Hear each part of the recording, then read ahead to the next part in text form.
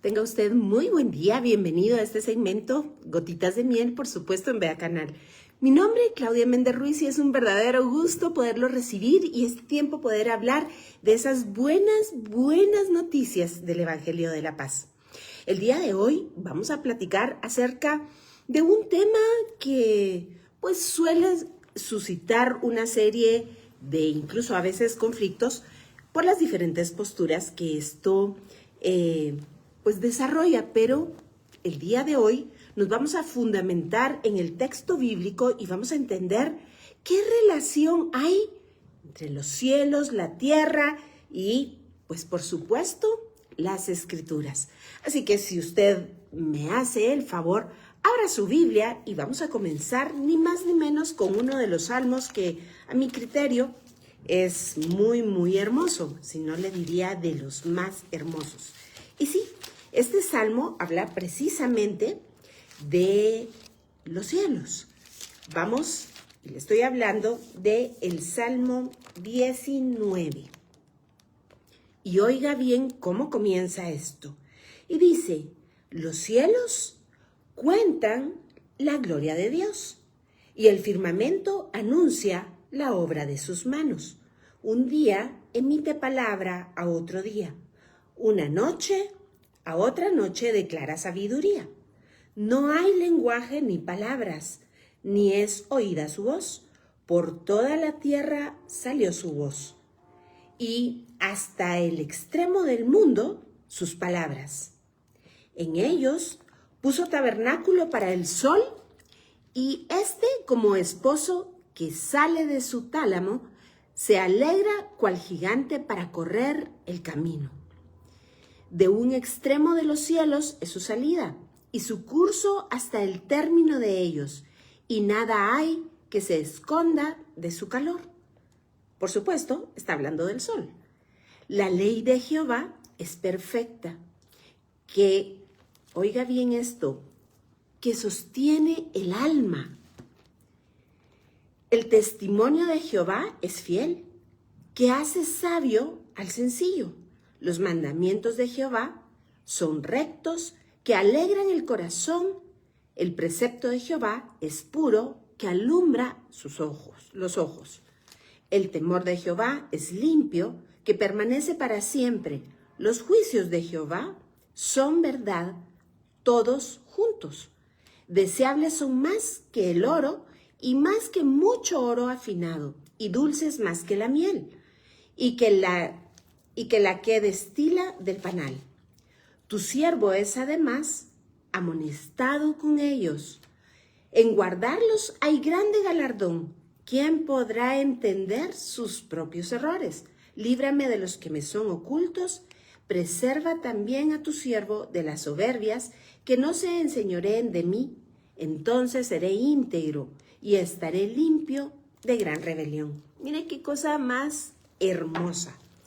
Pero quiero llamarle a usted a reflexión acerca de algo que, pues cuando leemos el Salmo de corrido, a lo mejor no nos percatamos. Si usted se da cuenta, este Salmo está dividido en dos partes. La primera comenzaría en el verso 1 y termina en el verso, en el verso 6. Y la siguiente parte empezaría, por consiguiente, en el verso 7 y terminaría en el verso 14, que es el último de este hermoso salmo. Porque hay, a simple vista, dos temáticas que lo ocupan. La primera nos está hablando ni más ni menos que de una historia contada en los cielos. Los cielos, empieza el salmista, cuentan la gloria de Dios. Y luego, inmediatamente después dice, y el firmamento anuncia la obra de sus manos. Y nos sigue describiendo lo que nosotros vemos en el cielo de manera maravillosa, como el sol atraviesa su camino para llegar a su destino. Inmediatamente después pareciera un cambio abrupto y nos empieza a hablar de la ley del Señor. Pero además, vea usted que utiliza palabras hermosas porque dice, la ley de Jehová sostiene el alma del hombre. Y luego dice que los mandamientos de Jehová son rectos y alegran el corazón. El precepto de Jehová es puro, que alumbra los ojos, y el temor de Jehová es limpio, que permanece para siempre. Y usted me dirá qué relación hay entre los cielos, el sol, las estrellas, el firmamento, con los mandamientos, los preceptos, los juicios del Señor, el temor de Dios. Pues bien, la Biblia sola se explica a sí misma. Y para entenderlo, debemos entonces ir al principio, como solemos hacerlo con usted en este programa. Sí, efectivamente, nos vamos a dirigir a Génesis capítulo 1. Y ahí comienza esta historia.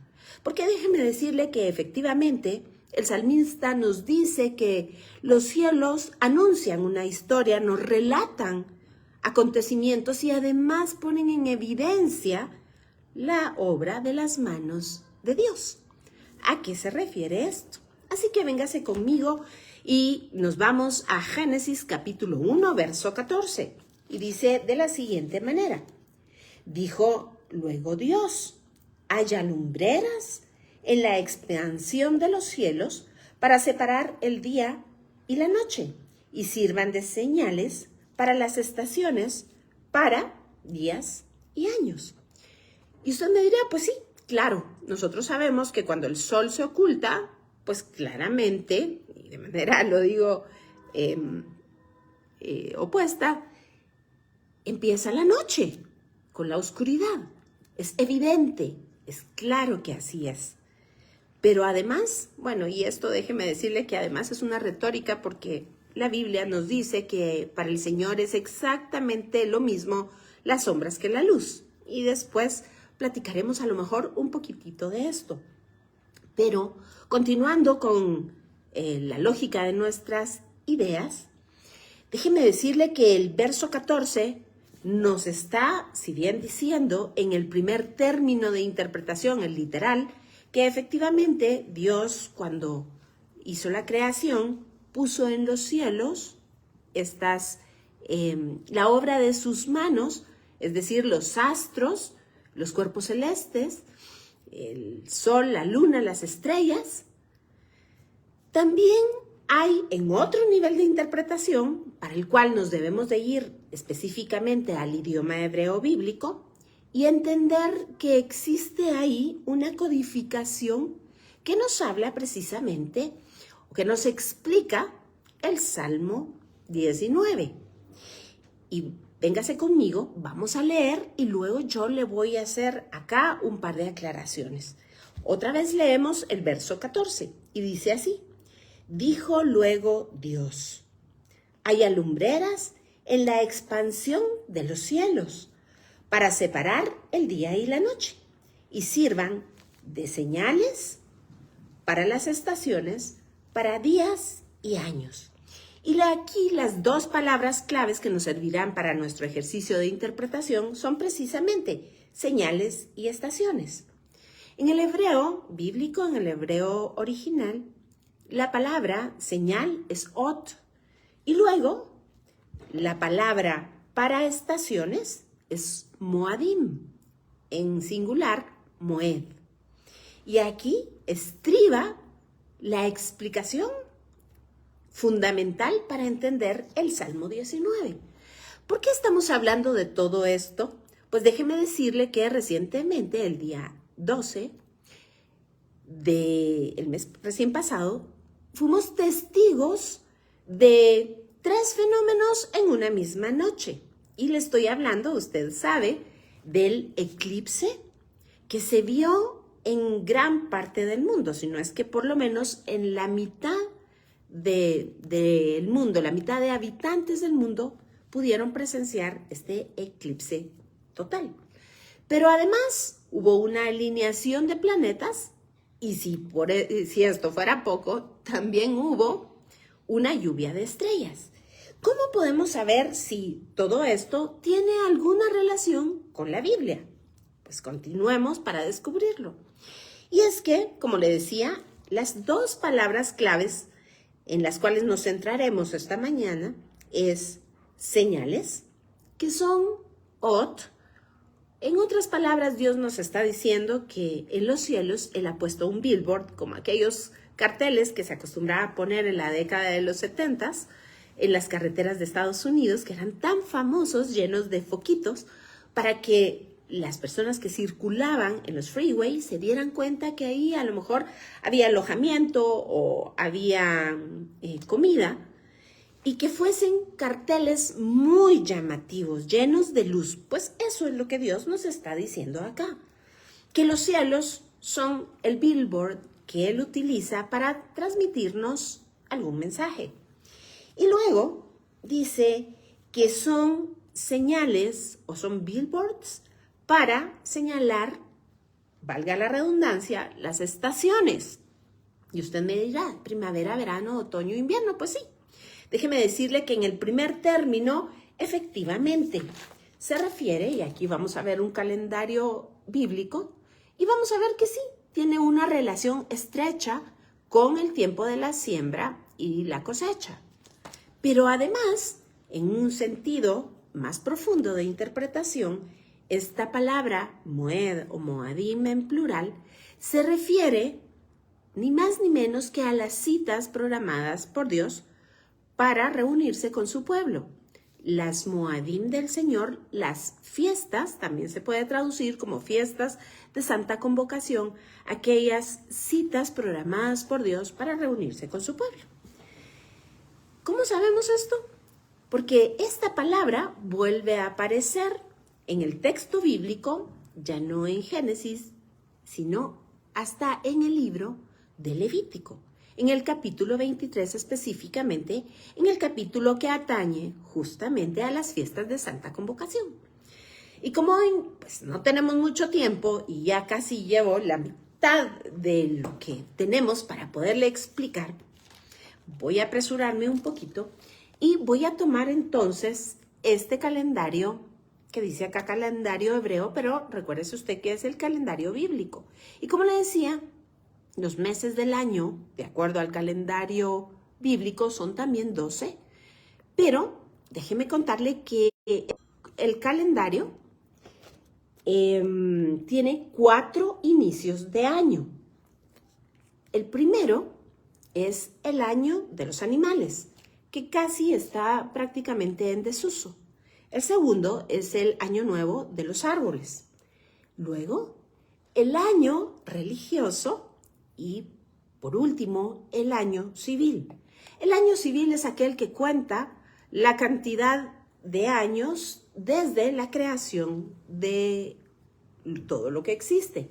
Y el año religioso, aunque si bien con él no cambia el número de años, sino es nada más una observancia de los meses del año, lleva entonces una observancia de las fiestas de Santa Convocación. Por tanto, en el año civil, vamos a ponerlo acá, el año civil inicia con el mes de Tishri, mientras que el año religioso inicia con el mes de Nisan. ¿Y por qué esto es tan importante? Pues porque no podemos entender profecía bíblica si no tenemos este contexto como fundamento. Y ahora viene aquí un punto fundamental e importante. Fíjese usted que ni más ni menos, ve acá, el mes civil comienza, como le decía, acá, en Tishri, y el mes que le antecede es Elul. Antes de esto está el mes de Av. En el mes de Av se conmemoran hechos que han entristecido al pueblo de Israel. Por ejemplo, la destrucción de los 2 templos en diferentes años, pero el mismo día calendario, el 9 de Av. Por tanto, todos los años se ayuna, el pueblo de Israel ayuna, y esto, además de recordar todos los vejámenes y situaciones muy difíciles que vivió el pueblo de Israel, trae también un llamado a la esperanza.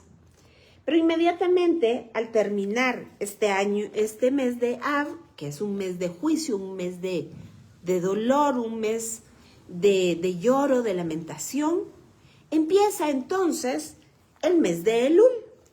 Justamente el mes de Elul es un mes de preparación, o lo que en hebreo se dice Teshuvah, que es un mes de arrepentimiento. De acuerdo a la tradición, déjeme decirle que aquí hay algo que pesa muchísimo. Y es que, basado en toda la interpretación bíblica, se ha denominado a los 30 días de Elul más 10 del mes siguiente, que son los 10 primeros días de Tishri, los días de arrepentimiento previo a los días grandes y terribles. ¿Por qué se llaman los días grandes y terribles? Porque en el mes de Tishri vienen las últimas fiestas, las últimas 3 fiestas de Santa Convocación del año. Y con eso se termina la cuenta de los meses religiosos. En el mes séptimo, o debo decir, no de los meses, sino de las fiestas religiosas de Santa Convocación. Ahora déjeme entonces ponerlo en contexto. En el mes de Nisan, que es el mes 1, de acuerdo al calendario religioso, se celebran 3 festividades que son en primavera. Y estas son, Pascua, panes sin levadura y primicia de los primeros frutos. Y luego, 50 días después, se celebra en tiempo de verano la festividad de Semanas, Shavuot o Pentecostés. Estas 4 festividades ya tuvieron su cumplimiento en Jesucristo. Pascua, con la cruz, panes sin levadura, con su sepultura, primicia de los primeros frutos, con su resurrección, y por supuesto 50 días después, Pentecostés o la llegada del Espíritu Santo. Así que estas primeras fiestas ya fueron cumplidas. Pero las últimas fiestas que anuncia el capítulo 23 del libro de Levítico son las fiestas de las cosas que están por venir. Así que, en otras palabras, el calendario religioso es el mapa de regreso a casa, es la descripción del plan de salvación de nuestro Dios. Ahora bien, ¿qué relación tiene este plan de salvación? Aquí lo podemos ver mejor, de Dios con los cielos. Porque usted y yo leímos que en el Salmo 19 dice que el cielo cuenta la gloria de Dios y el firmamento anuncia la obra de sus manos. Así que sabemos que hay una relación entre lo que está en los cielos con lo que el Señor nos hizo saber a través de sus escrituras.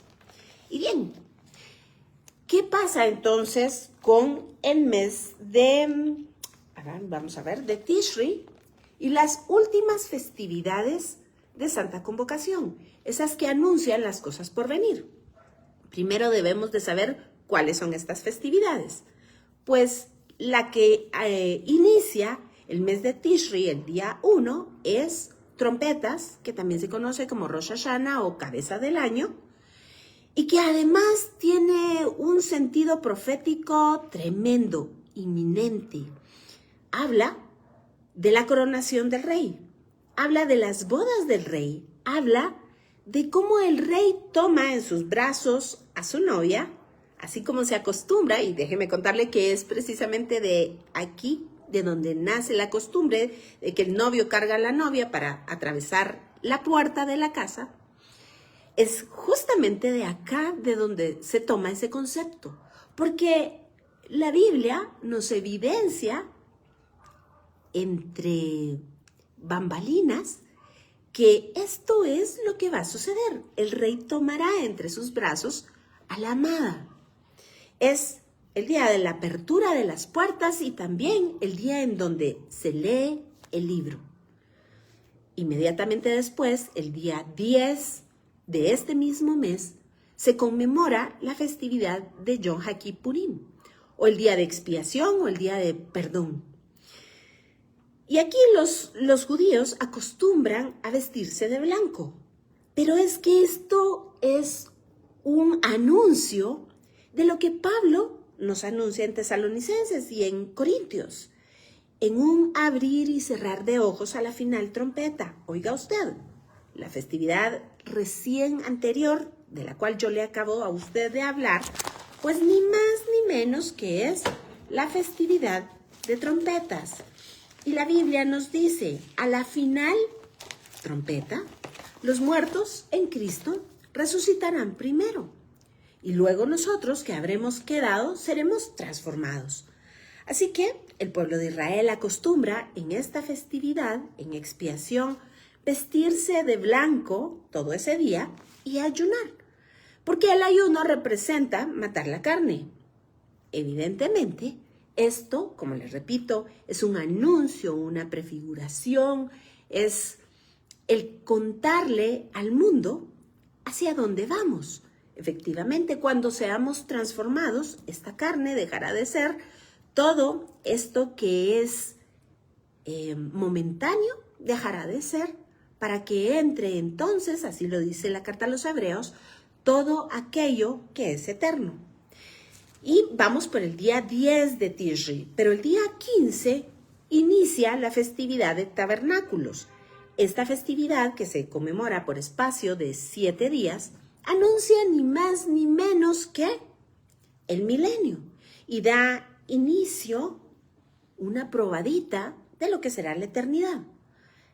Pero además debemos de mencionar que hay un día que es una celebración en sí mismo, aunque forma parte de la festividad de tabernáculos, y ese es el 8º día, el día de Simchat Torah o del regocijo de la Torah, el día del reinicio, porque el número 8 en los términos bíblicos, pues efectivamente anuncia el reinicio. Así que estamos hablando de las festividades que anuncian el matrimonio del rey, la coronación del rey. Cuando todos le reconozcamos aquel tiempo en el cual él tomará a su esposa, ese tiempo en el que nos transformará y viviremos en cabañas eternamente y para siempre. Y por supuesto que cuando digo cabañas, esta palabra también debemos de buscarla en el Salmo 91 porque es aquella que se utiliza canap, que nos habla de las alas del Altísimo. Así que no está hablando de cabañas como los israelitas vivieron en el desierto 40 años, sino que en los términos de la prefiguración profética nos está hablando de vivir bajo el cobijo de Dios Canap, bajo las alas del Dios Altísimo. Y usted me dirá, bueno, pero ¿y entonces, Claudia, qué tiene que ver todo esto que hemos platicado en el programa del día de hoy relacionado con esos 3 eventos del cielo que se dieron justamente una misma noche, el día 12, a la caída del sol o durante el transcurso de la noche y el inicio de la madrugada, relacionado con todo esto? Pues déjeme decirle que en primer término, son muchos los eventos celestes que acontecen a lo largo de los años. Pero ¿cómo relacionarlos con el texto bíblico? Pues bien, para eso tenemos justamente esta descripción del calendario hebreo, fundamentado por supuesto en la Biblia. Así que cuando usted vea que hay eventos celestes, inmediatamente véngase acá y vea en qué mes está sucediendo tal evento. Por supuesto, deberá entonces acontecer que es menester que suceda al mismo tiempo de una de las festividades que yo le he descrito o incluso de algunas otras de las cuales no se menciona en el texto de Levítico 23, pero que son festividades bíblicas como aquella que lo describe el libro de Esther, la festividad de Purim o la festividad de Hanukkah, que incluso aparece en los evangelios, porque son eminentemente proféticas. Así que, entonces, ¿en dónde estábamos situados este 12 de acuerdo al calendario? Pues déjeme decirle que ni más ni menos que esa noche, cuando usted se traslada las fiestas cuando usted traslada las fechas del calendario gregoriano y las convierte en las fechas bíblicas o hebreas, justamente coincidió con que estaba terminando el mes de Av. ¿Se recuerda que le comentaba yo a usted que es un mes de juicio? Para dar inicio al tiempo de Teshuvá o de arrepentimiento. Precisamente el 30 del día de Av, al caer la noche, da inicio el siguiente día, de acuerdo al término bíblico. ¿Cómo sabemos esto? Porque si nos vamos a el libro de Génesis, en el verso 8, en el verso 13, en el verso 19, verso 23, podemos ver que el día bíblico comienza al caer el sol.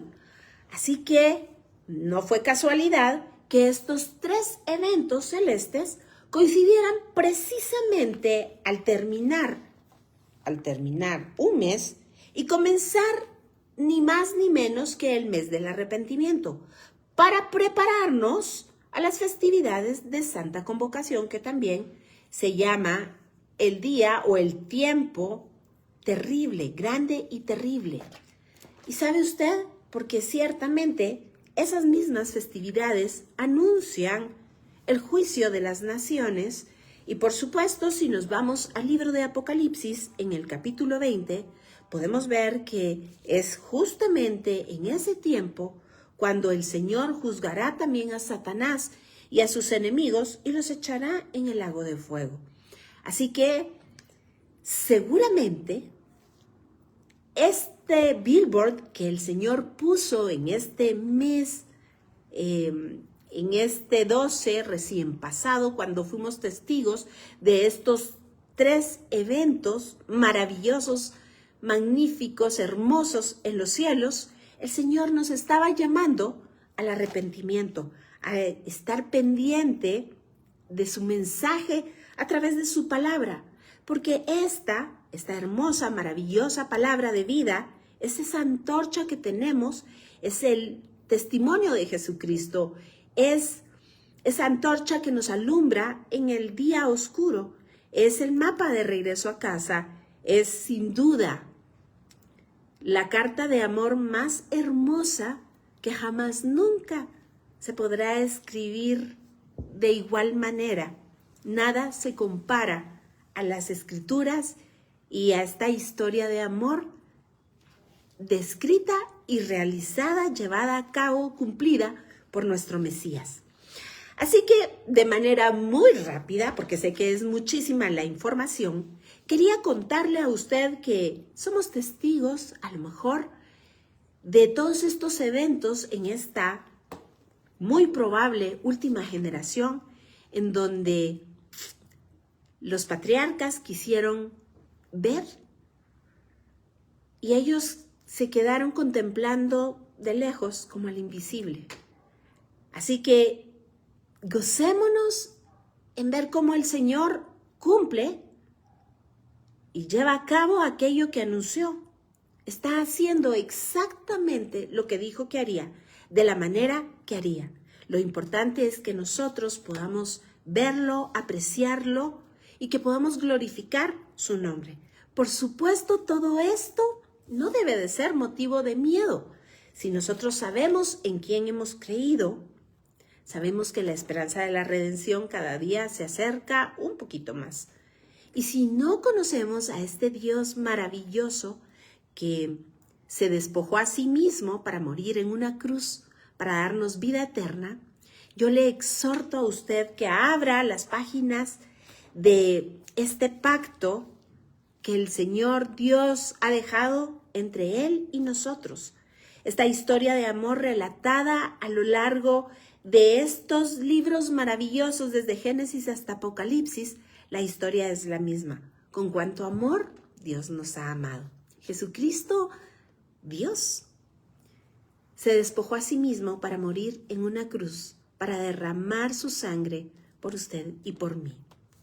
Así que no me queda más que despedirme. Ha sido un tiempo maravilloso. Se nos han pasado los minutos muy rápidamente, pero espero que en su corazón y en el mío quede este fuego ardiendo y que seamos esos instrumentos maravillosos que el Señor desea para hablar con denuedo del Evangelio de la Paz. Por mi parte, déjeme desearle un muy feliz y bendecido día, que el Señor le guarde, que el Señor haga resplandecer su rostro sobre usted y ponga en usted paz. Nos vemos la próxima semana, por supuesto, solamente en Vea Canal.